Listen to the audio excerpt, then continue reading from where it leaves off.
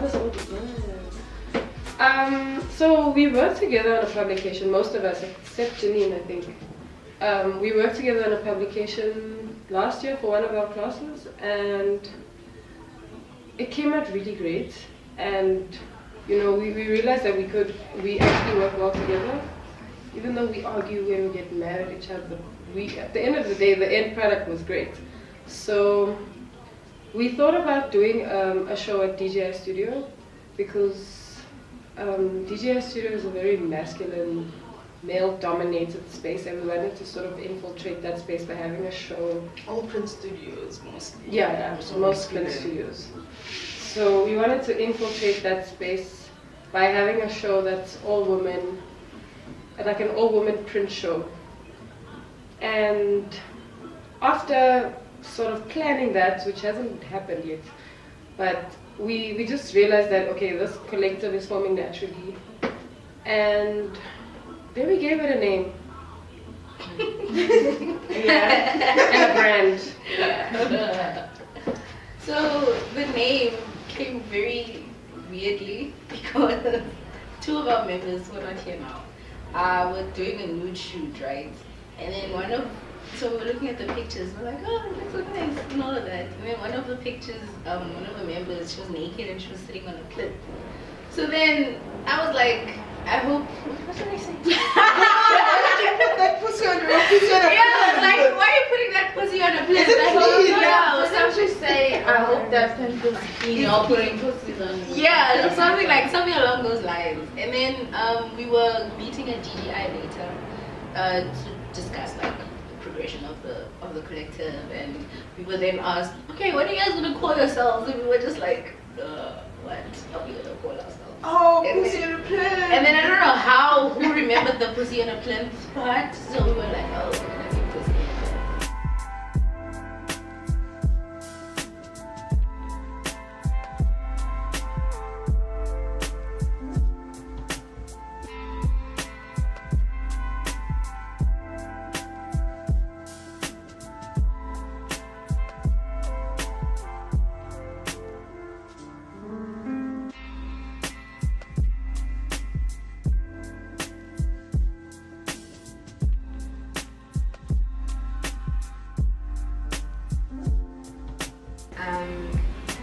The first time we made something together was the publication, not the publication, but like, it was a zine, right?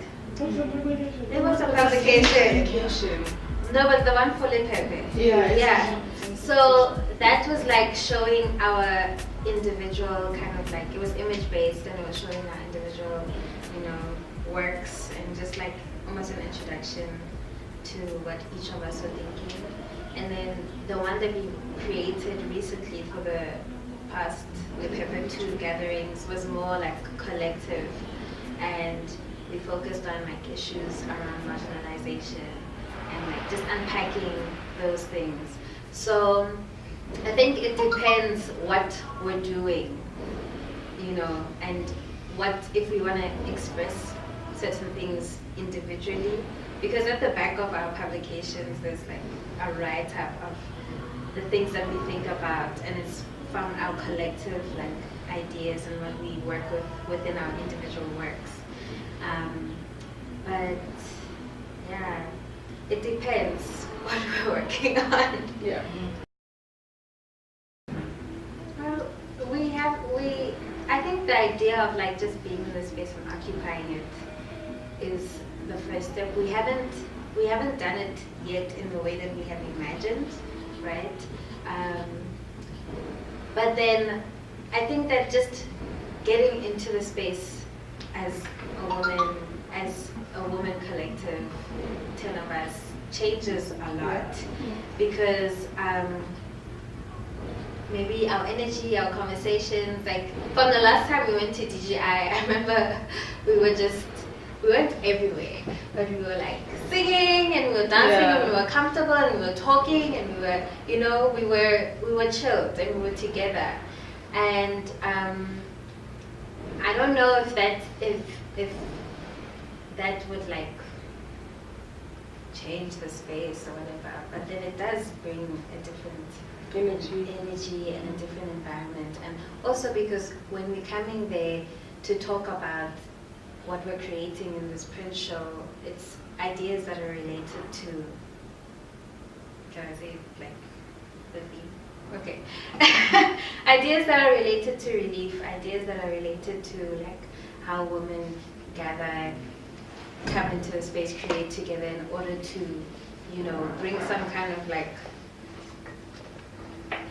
some kind of healing, but also some kind of just like empowering your collective. I don't know if I'm talking too much and it's going there. But yeah, it will definitely like shift the space. Yeah. Especially because there's 10 of us. Yeah. So like 10 women walking into a space and just being in a space. And we have a lot of big personalities. So we generally just take over spaces that we're in, even in class. Like in most of the spaces we're in, we just take over naturally.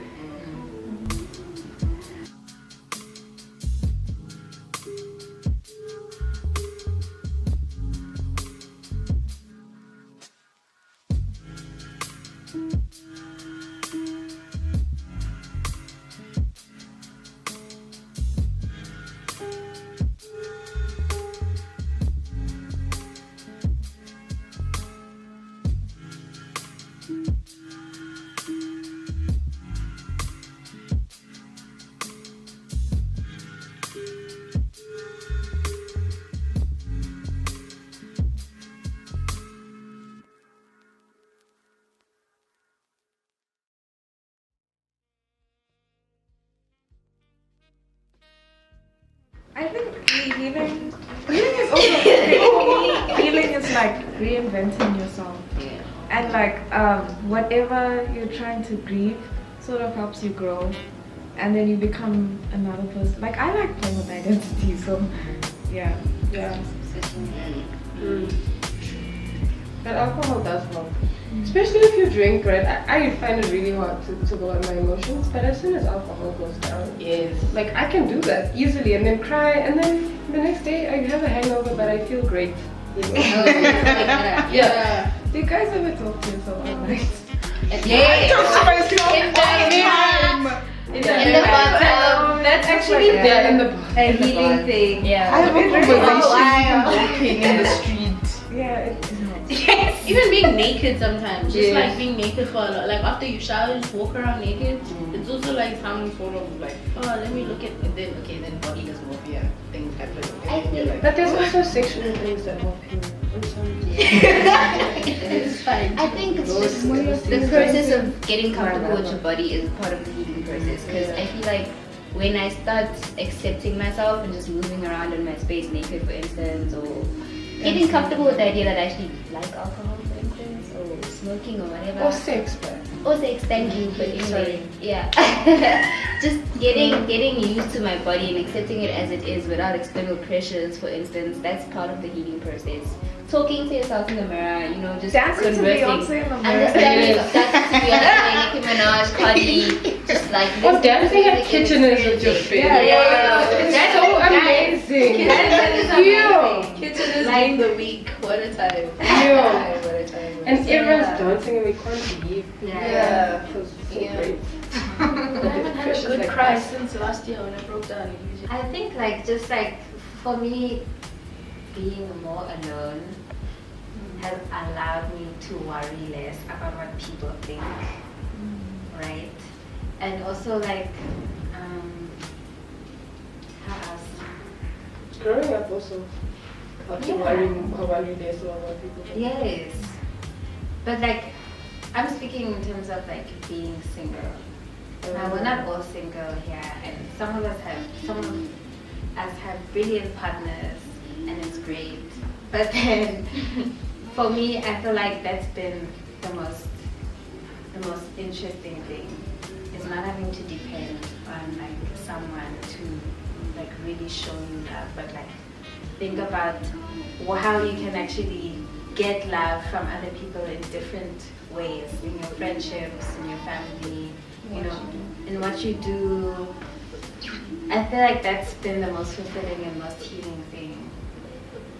Oh, sweet Jesus, that is true. That is true. I'm laughing. Yeah. You do a lot. That's great. Platonic intimacy. Yes.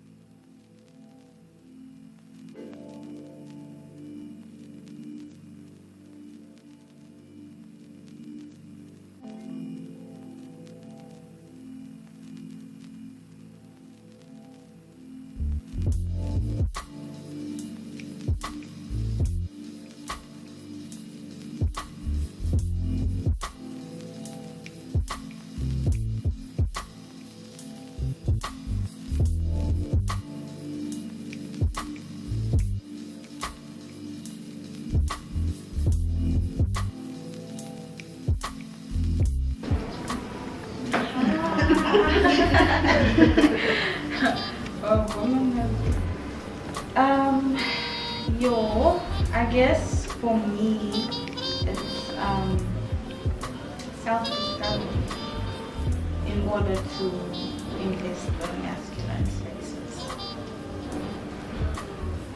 So just even trying to put myself in the space with so many other females, it's a learning experience every day. Does anyone else? And that's womanhood. I don't think I know what womanhood is, or like why I'm a woman. I think it's such a social construct. I can't say why I'm a woman. I can't say, okay, I'm a woman because I have hair, or because I have boobs, or I have a vagina. I don't know. Like, I'm just, the world says I'm a woman, and everyone else treats me in a certain way, which like says like to me that, okay, you're a woman, and then I just ride along with it. But then because of all the experiences that I've had, I can now identify with other people who have the same experiences as me, and then that whole relationship with those people happens to be with people who consider themselves women. So that's how I ride along with it. I just go with it. I don't know why I'm a woman. I don't know what is a woman.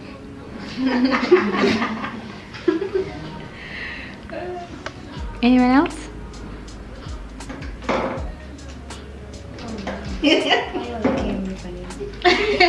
Fresh.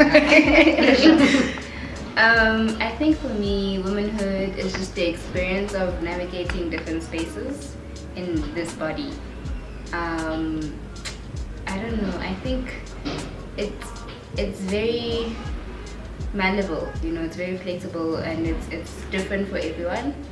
And I think collectively, I would say our womanhood is intersectionality in a sense. It's just an amalgamation of different experiences that we experience individually that just comes into this one collective, and we just tackle it in that way. So Lebu's questioning of why she's a woman or what a woman is, and Janine's experience of a woman, for instance, versus everyone else's, and just all put together in this one collective. So for me, it's just the experience of navigating spaces within this body.